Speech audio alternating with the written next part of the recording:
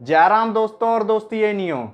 आपकी वाली कर देती है आपका जीवन खराब। क्या होता है पीने से शराब? क्या आपको पता है? नहीं पता तो आज हम जानेंगे कि शराब पीने से क्या होता है। जैसा कि जानते हो, इस भाग दौड़ वाली लाइफ में शराब पीना जो कि आम बात हो गया है, और यह शराब हमारे शरीर के लिए बहुत हानिकारक रहती है। और किस तरीके से यह हमारे शरीर को हार्म करती है, और क्यों शराब पीने के बाद आदमी इधर उधर लुढ़कने लगता है और कुछ भी बोलने लगता है अंडसंट, तो इसी के बारे में समझने वाले हैं। तो चलिए शुरू करते हैं। तो सबसे पहले जब हम शराब पीते हैं और शराब हमारे पेट में जाता है, तो पेट में एक लेयर होती है, एक परत होती है। उस परत का नाम होता है म्यूकस। तो सबसे पहले जो शराब होता है वो म्यूकस नाम की लेयर को सुझा देता है, उसमें स्वेलिंग ला देता है, जिसके कारण शराब पीने से आपका सबसे पहले पाचन तंत्र यानी कि डाइजेशन गड़बड़ा जाता है। और उसके बाद पेट से होकर जो शराब होती है वो हमारे छोटी आंत में जाने लगती है, और इस छोटी आंत में शराब को सोख लिया जाता है। सोखने के बाद इस शराब को खून में भेज दिया जाता है, और जब यह खून में शराब चली जाती है तो पूरी शरीर दौड़ने लगती है। अब जो शराब है वो हमारे खून में दौड़ना चालू कर दिया है, और इसी खून के माध्यम से शराब हमारे पहुंचता है लीवर में। और जो लीवर होता है बहुत इंपॉर्टेंट काम करता है, इसीलिए लीवर को सबसे अभिन्न अंग माना जाता है हमारे पूरे शरीर में। यह जो लीवर होता है शरीर में आई हुई शराब को यह सोखना चालू कर देता है और उसको नष्ट करता है। जो लीवर होता है हमारे शरीर के अंदर आई हुई गंदगी या फिर आई हुई शराब या फिर थोड़ी सी मात्रा में आई हुई जहर, जिससे कि आपके शरीर पर असर नहीं पड़ता है, उन सबको यह नष्ट करने का काम करता है हमारा लीवर। इसीलिए सबसे अभिन्न अंग माना जाता है लीवर को। तो आपके शरीर के अंदर आ गया है अल्कोहल यानी कि शराब। अब यह शराब जाता है लीवर में, और लीवर इसको नष्ट करना चालू कर देता है शराब को। और जब लीवर नष्ट करता है शराब को, तब लीवर भी थोड़ा बहुत खुद डैमेज हो जाता है, क्योंकि गंदगी को मारता है, जिसके कारण वह खुद भी थोड़ा सा डैमेज हो जाता है। लेकिन लीवर की एक खासियत है, वो खुद को सही करने की क्षमता रखता है, लेकिन उस हद तक खुद को नहीं सही कर पाता है जितना वो पहले रहता है। अरे भैया, जैसे कि मान लीजिए आप हो, आपकी वाली है, अब आपकी वाली दूसरे के साथ भाग जाए और फिर बाद में आकर कहे यार मुझे माफ़ कर दो, गलती हो गई मुझसे, अब ऐसा नहीं होगा, और कहे कि तुमने खाली 10 रुपए की चॉकलेट खिलाई थी, उसने 20 रुपए खिला दी, तो मुझे लगा उसके पास ज़्यादा पैसा है तुमसे, लेकिन आगे चल के पता चला कि उसके पास खाली 20 रुपया था, इसलिए मुझे माफ़ कर दो।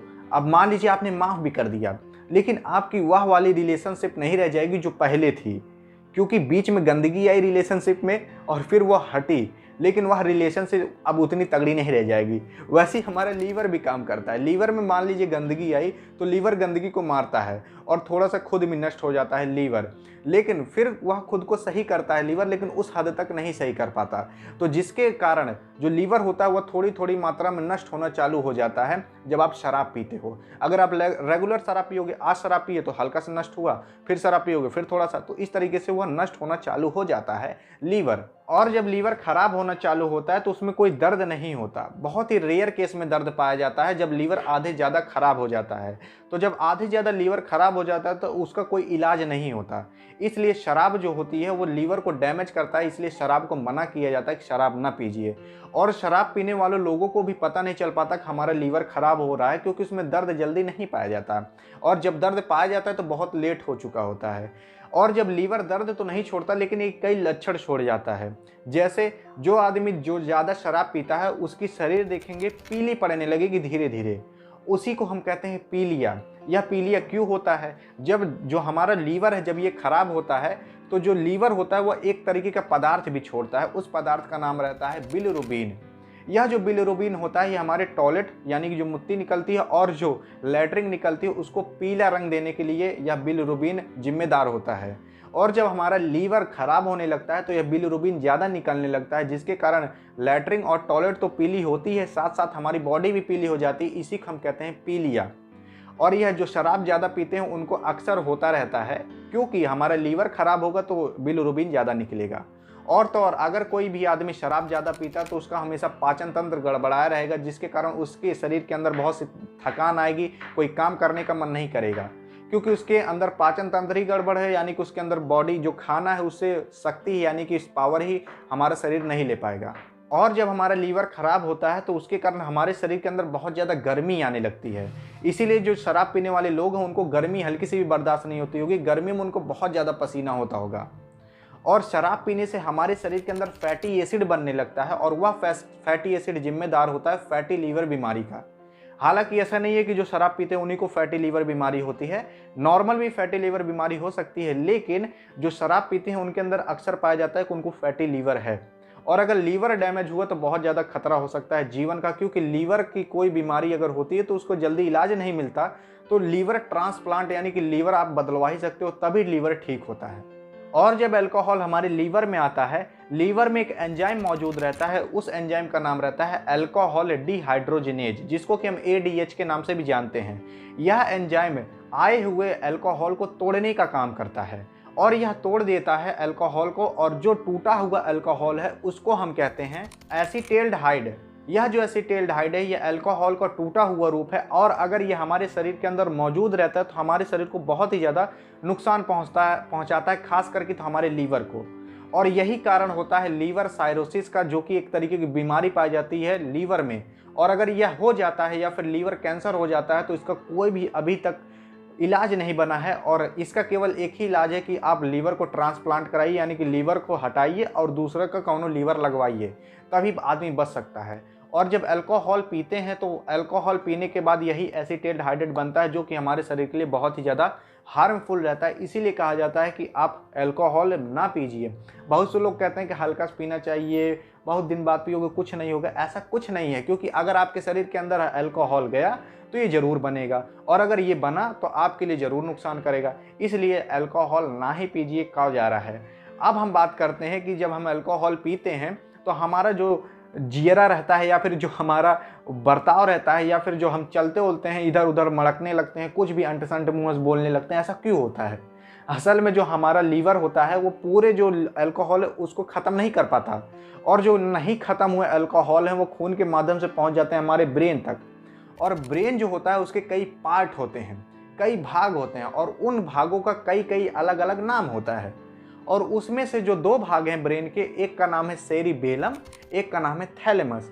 इसी 2 भाग पर मेनली जो अल्कोहल होता है वो जाकर अटैक कर देता है। और यह जो थैलेमस वाला भाग है ब्रेन का और जो सेरिबेलम वाला भाग है, इन दोनों का अलग अलग काम होता है।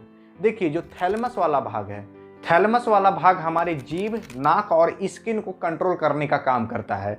जो ब्रेन का थैलेमस वाला भाग है वो जीभ, नाक, स्किन को कंट्रोल करता है। इसीलिए जब आदमी पी लेता है अल्कोहल तो ये थैलेमस वाला भाग इफेक्ट हो जाता है। और अगर यह इफेक्ट हुआ, ये अगर नहीं काम करेगा ना, तो आप कुछ भी खाओगे, चाहे तीखा खाओ चाहे मीठा खाओ, कुछ भी खाओ, आपको स्वाद अच्छे से नहीं पता चलेगा। और मान लीजिए कोनो पा दो दिए तो आप सूंघ लोगे, आपको कुछ नहीं पता चलेगा, क्योंकि आपका जो नाक को कंट्रोल करने वाला भाग है थैलेमस, वो ठीक से काम ही नहीं कर रहा है। इसलिए कहीं भी आदमी गंदगी में लेट जाता है उसको बदबू ही नहीं मारता। और स्किन को भी कंट्रोल करता है हमारा थैलेमस वाला भाग। इसीलिए कोनो मार दे, चटनिया दे, लतिया दे, कोनो कुछ पता ही नहीं चलेगा अगर कोनो पिया है। तो इस तरीके से जो हमारा शरीर होता है इसलिए ऐसा बर्ताव करने लगता है। और दूसरी चीज, जो हमारा सेरिबेलम वाला भाग है ब्रेन का, वह हमारा कंट्रोल करता है बॉडी बैलेंसिंग, स्पीकिंग पावर और मसल्स कॉन्ट्रैक्शन और रिलैक्सेशन का काम करता है हमारा सेरिबेलम वाला भाग। इसीलिए जब आदमी ज़्यादा शराब पी लेता है तो उसका जो बॉडी बैलेंसिंग रहती है वो बिगड़ने लगती, कभी ठीक से नहीं चल पाएगा। क्यों? क्योंकि शराब पीने से हमारे ब्रेन का जो सेरिबेलम वाला भाग है वो इफेक्ट हो जाता है, ठीक से काम नहीं करता। और जब अगर वो ठीक से काम नहीं करेगा यानी बॉडी बैलेंसिंग ही नहीं बन पाएगी। तो आप कोई भी आदमी को देखिए जो शराब पिया हो तो कभी ठीक से नहीं चल पाता। क्यों? क्योंकि उसका सेरिबेलम वाला भाग इफेक्ट हो चुका है। और दूसरी बात, उसका जो स्पीकिंग पावर, उस पर भी कोई कंट्रोल नहीं रह पाएगा, क्योंकि उसका सेरिबेलम वाला भाग इफेक्ट हो चुका है। और वही कंट्रोल करता है हमारी स्पीकिंग पावर पर। तो वो कुछ भी अंट-संट बोलने लगेगा, कहेगा भौजी भैया कहाँ हैं, मतलब कुछ भी अंट-संट बोलने लगता है, क्योंकि उसके स्पीकिंग पावर पर कंट्रोल ही नहीं रह जाता। और तीसरी बात, सबसे मेन बात यही है कि जो मसल कॉन्ट्रैक्शन और रिलैक्सेशन होता है उसको कंट्रोल करने का काम हमारा सेरिबेलम वाला भाग करता है। इसीलिए अगर कोई भी आदमी ज़्यादा शराब पी लिया है तो उसको हार्ट अटैक आने का चांस बहुत ज़्यादा हो जाता है। क्यों? क्योंकि देखिए, जो सेरिबेलम वाला भाग है वो मसल्स कॉन्ट्रैक्शन और रिलैक्सेशन को कंट्रोल करने का काम करता है। और जो हमारा हार्ट होता है, हार्ट भी हमारा बना होता है मसल से, और जो हार्ट होता है वो भी कॉन्ट्रैक्ट करता है यानी कि सिकुड़ता है, और फिर रिलैक्स यानी कि फैलता है। तो इस तरीके से हमारा जो दिल होता है धक धक धक धक करता है, तो यानी कॉन्ट्रैक्ट हो रहा है, रिलैक्स हो रहा है। तो इसको भी कंट्रोल करने का काम हमारा सेरिबेलम वाला भाग कर रहा है। अगर सेरिबेलम वाला भाग ठीक से काम नहीं किया ना तो हार्ट अटैक आ सकता है, यानी कि बीपी तुरंत हाई हो जाएगी और हार्ट अटैक आने का भी चांस बढ़ जाएगा, क्योंकि हमारा दिल तब ठीक से काम नहीं कर पाएगा। इसीलिए जो शराब पीते हैं, लगभग शराबी को देखोगे तो उसका जो बीपी रहता है वो हमेशा हाई रहता है। आई होप आपको समझ में आ गया होगा अल्कोहल पीने से क्या होता है और हमारे ब्रेन पर किस तरीके से असर करता है। बात आती है किस तरीके से शराब को छोड़ा जा सकता है। देखिए, अगर किसी भी चीज़ की लत लग जाती है तो जल्दी से ठीक मतलब छूटता नहीं है, और अगर वह तब तक नहीं छूटता जब तक कि आपकी नॉर्मल लाइफ चल रही है। और जब कोई भी घर में दुर्घटना या फिर ऐसी कोई भी चीज़ हो जाती है जिससे कि आपका लाइफ इम्पैक्ट हो जाता है, तब वो ऑटोमेटिक छूटना चालू हो जाती है।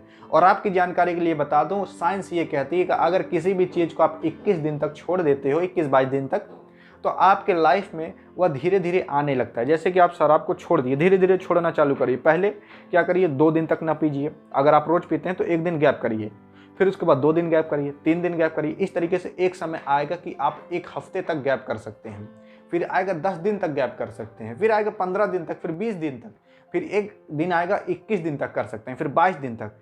और जब आदमी 21 दिन तक किसी चीज़ को कंट्रोल कर ले जाता है ना, तो उसके अंदर वैसे हार्मोन्स और भी हर तरीके के एंजाइम्स बनने लगते हैं जो कि काम करते हैं कि उसको आप छोड़ सकें। इसलिए अगर कोई भी आदमी 21 दिन तक कोई भी चीज़ को कंट्रोल कर ले जाता है तो उसको छोड़ने के लिए कैपेबल हो जाता है, उसके अंदर इतनी पावर आ जाती है कि उसको वो छोड़ सकता है। और अगर कोई भी आदमी किसी चीज़ को 90 दिन यानी कि 90 दिन तक रेगुलर उसको फॉलो कर लेता है तो उसके दिनचर्या में आ जाता है, उसके रूटीन में आ जाता है। तो इसलिए अगर आप शराब छोड़ते हैं, तो अगर कोई भी आदमी 1 बैग शराब छोड़ता है ना, अगर 1 बैग शराब छोड़ता है तो बीच में कहीं अगर उसकी विल पावर कमज़ोर पड़ गई तो वो तुरंत हावी हो जाएगा। जैसे कि अगर आपसे फ़ोन छीन लिया जाए, तो फ़ोन छीन लीजिए, आप सोचते हो कि हम फ़ोन छोड़ दें, आप 1 बैग छोड़ देते हो, और 1 बैग छोड़ने से क्या होता है कि कभी विल पावर कमज़ोर हुई ना तो आप बहुत ज़्यादा फाट पड़ोगे फ़ोन पर और फिर कभी छोड़ो नहीं करोगे।